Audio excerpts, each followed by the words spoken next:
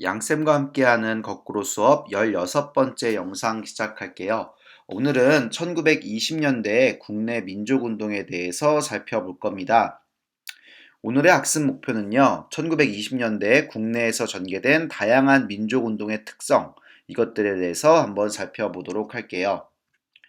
오늘의 목차 및 필기 내용입니다. 우리가 오늘 수업을 듣고 배울 내용은 총 6가지인데요. 각각 중요한 내용을 간단하게나마 영상을 보면서 정리해 두도록 하세요.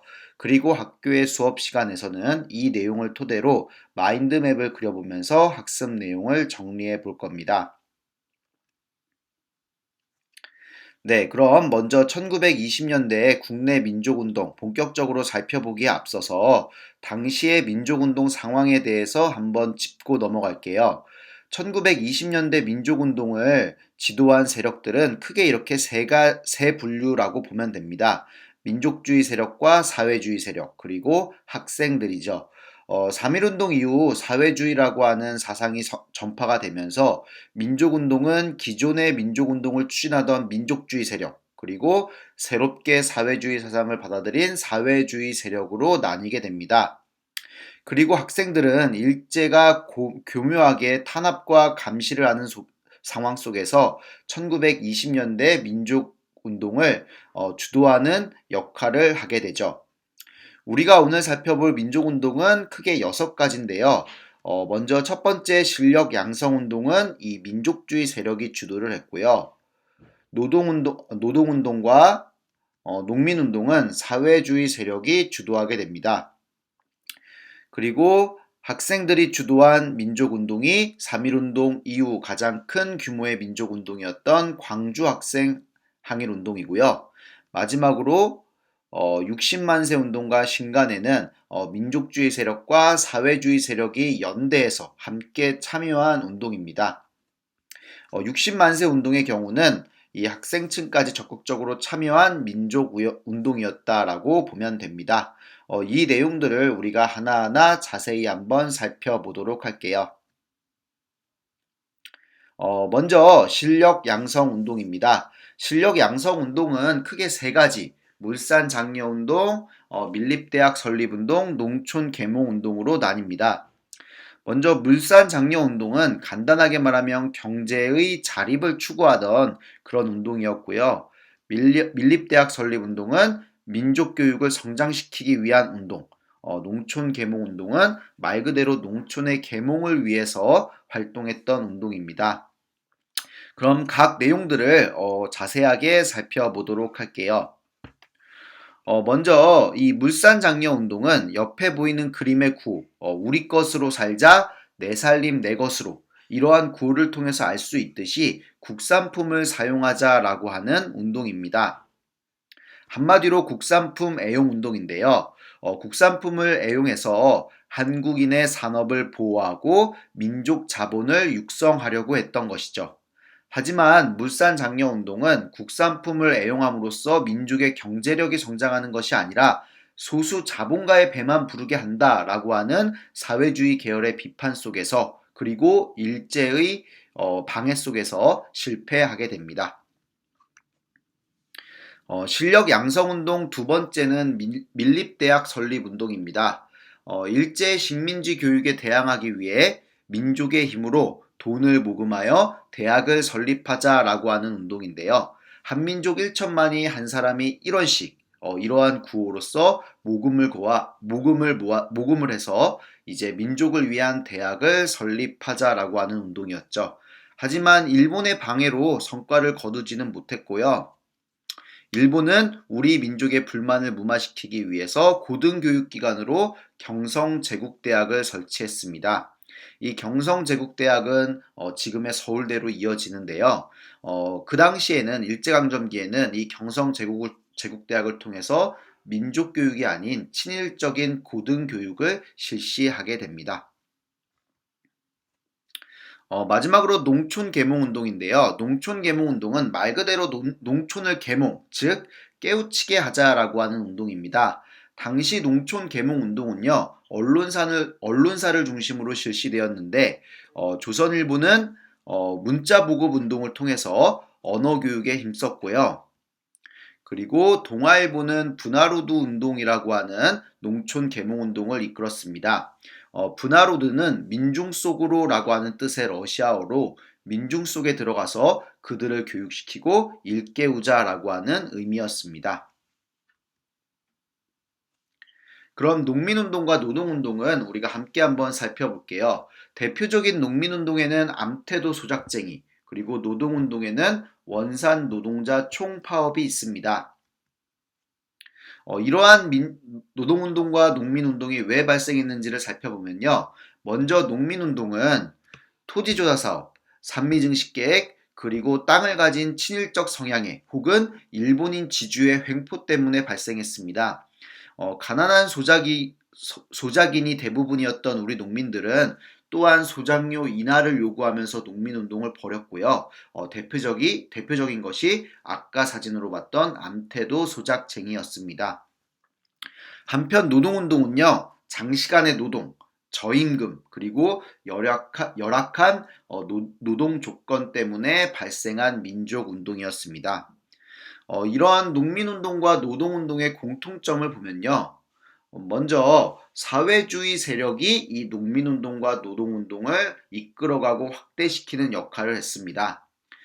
그리고 두 번째는요. 원래 농민운동과 노동운동은 아까 봤듯이 생존권 투쟁, 최소한의 생존권을 투쟁하기 위한 것에서부터 출발을 했지만 점차 항일 민족운동으로 커져 나갔다라고 하는 점에서 의의를 가지는 민족운동이라고 볼 수 있습니다. 다음으로 60만세 운동에 대해서 살펴볼게요. 60만세 운동은 민족주의 세력과 사회주의 세력이 힘을 합쳐서 추진한 민족운동입니다. 자세한 내용을 살펴보면요. 3.1운동이 고종이 죽고 나서 고종의 인산위를 배경으로 추진된 민족운동이라면 이 60만세 운동은 고종의 아들이자 대한제국의 마지막 황제였던 바로 순종의 인산위를 배경으로 해서 계획된 민족운동입니다. 아까 말했다시피 사회주의 세력과 민족주의 세력이 연대를 했고요. 하지만 두 세력 간의 연대는 사전에 일제에게 발각이 돼서 탄압을 받게 됩니다. 다행히 발각되지 않았던 학생 조직이 이 만세운동을 주도해서 60만세운동이 일어나게 되는 겁니다. 비록 사회주의와 민족주의 세력 간의 연대는 사전에 발각이 되었지만요. 이 두 세력 간의 연대 경험을 토대로 나중에 신간회라고 하는 사회주의 진영과 민족주의 진영이 힘을 합친 민족운동 단체가 창립이 되게 됩니다. 다음으로 신간회를 살펴볼 건데요. 그 전에 이 1920년대 민족운동의 분화, 민족운동 세력에 대해서 조금 더 부연 설명을 할게요. 3.1운동 이후에 민족운동 세력은요, 민족주의 세력과 사회주의 세력으로 나뉘게 되는데요. 여기서 민족주의 세력은 다시 타협적 민족주의자들과 비타협적 민족주의자들로 나뉘게 됩니다. 타협적 민족주의자들은요, 일제 식민 통치를 인정하면서 일제가 허용하는 범위 내에서 자치를 획득하자라고 하는 자치론을 주장했습니다. 반대로 비타협적 민족주의자들은요, 자치론은 말도 안 되고 오로지 식민 통치에서 독립해야 된다라고 주장했던 거죠. 그렇기 때문에 타협적 민족주의자들은 이후에 친일파로 변절하는 경우가 많았고요. 비타협적 민족주의자들과 끊임없이 갈등을 겪게 됩니다.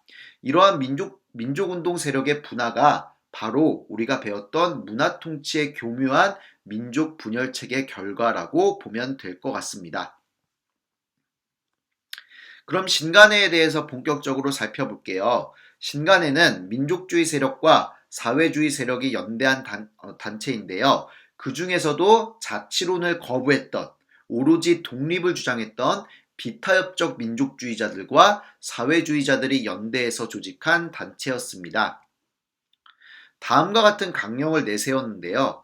여기서 중요한 거 3번 강령을 보면요. 우리는 기회주의를 일체 부인한다 라고 하고 있죠. 이 기회주의가 바로 자치론을 주장하는 타협적 민족주의자들을 지칭하는 겁니다. 신간에는요, 지회를 설립하고, 이제 지점 같은 겁니다. 전국에 지회를 설립하고, 그리고 강연회, 연설회를 개최하고 야학을 설립하는 등의 활동을 했었는데요. 특히 광주 학생 항일 운동을 지원했다라는 것이 신간의 특징 중 하나로 많이 언급되는 부분이니까 기억해 두도록 하세요. 신간에는요, 일제 탄압, 그리고 지도층 일부가 타협적 민족주의자들로 변절을 하면서 그러한 지도층의 내분으로 인해서 나중에 해체가 되고 맙니다. 하지만 신간에는요, 일제강점기 최대 규모의 항일단체, 항일민족운동 단체로서 1920년대 민족운동을 이끌어 나갔다라고 하는 점에서 의의를 가지고 있습니다. 네, 마지막으로 광주 학생 항일 운동에 대해서 살펴볼게요. 광주에서 시작되어 전국으로까지 퍼져나간 학생 주도의 항일 민족 운동으로서 3.1 운동 이후 가장 규모가 컸던 민족 운동이었습니다. 이 광주 학생 항일 운동이 일어난 계기는요, 통학 열차 안에서 일어난 한일 학생 간의 충돌에서 시작이 됩니다. 일본인 학생이 한국 여학생을 희롱하고 이를 한국 학생이 목격하게 되자 둘 간의 다툼이 발생을 하게 됩니다.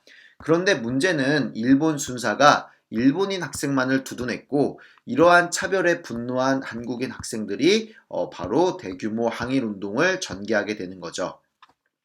한마디로 민족 차별에 대한 분노와 반일 감정이 폭발해서 일어난 항일 민족 운동이었다라고 볼 수 있습니다. 아까 말했다시피 3.1 운동 이후 가장 규모가 큰 민족 운동이었고요. 그 전에 살펴봤던 신간회가 이러한 광주 학생 항일 운동을 적극적으로 지원해 주기도 합니다. 지금까지 이제 1920년대 국내 민족운동들에 대해서 살펴봤는데요.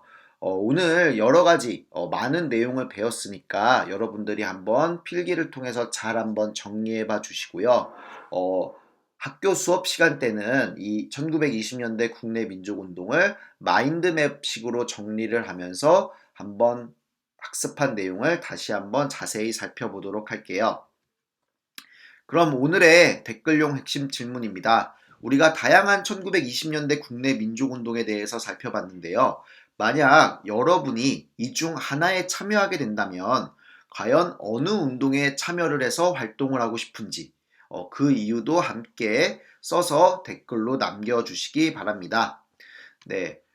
다음 시간에는요, 1920년대 국외민족운동, 봉오동 전투나 청산리 전투 등등에 대해서 배워보도록 할게요.